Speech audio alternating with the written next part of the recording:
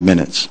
Well, thank you very much. Today, this subcommittee will examine a discussion draft of the Pipeline Infrastructure and Community Protection Act of 2011. Pipeline safety is an issue that crosses regions, politics, and parties. Yes, it does. And it affects all of us and our constituents in the same manner. Though pipelines remain the safest means to transport oil and natural gas, over the past year we have witnessed a number of accidents that have destroyed property, ecosystems, and most importantly, lives of innocent people.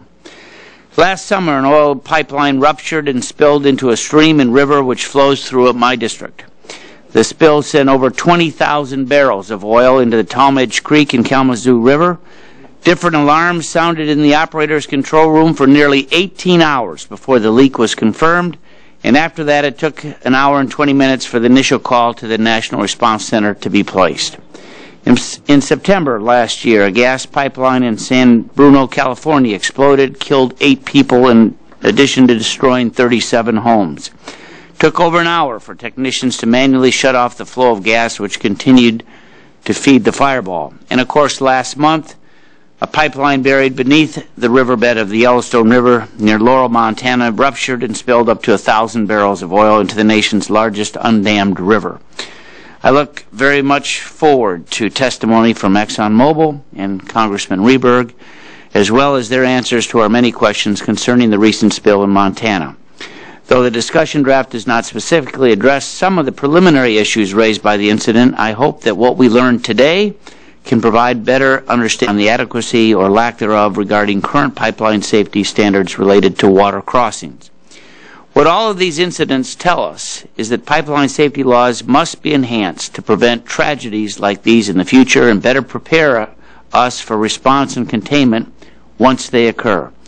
The Pipeline Infrastructure and Community Protection Act is the Energy and Commerce Committee's initial offering into this year's drive to reauthorize pipeline safety laws. We are fully committed to working in a bipartisan, by-committee, and bicameral fashion to get a pipeline safety bill signed this year into law. The public demands it, and so do our responsibility as their elected leaders. Among its many provisions, the discussion draft under examination today seeks to, 1, set a 1-hour time limit for operators to report incidents to the National Response Center, similar to legislation that in the last Congress that was passed on the House floor. 2, require the use of automatic or remote-controlled shutoff valves that can stop leaks and spills in a fraction of the time needed for manual valves.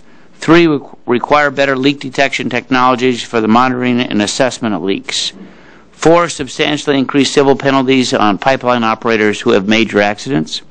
5, require highly enhanced inspection techniques and technologies which cover more pipeline mileage than before. And 6, increase the number of pipeline inspectors at the Department of Transportation. Perhaps also the idea that we will require pipelines to be buried further underneath waterways, as probably was the cause in Montana. This discussion draft is an important first step in getting a companion House bill out of the starting blocks and on a trajectory to merge with existing Senate legislation.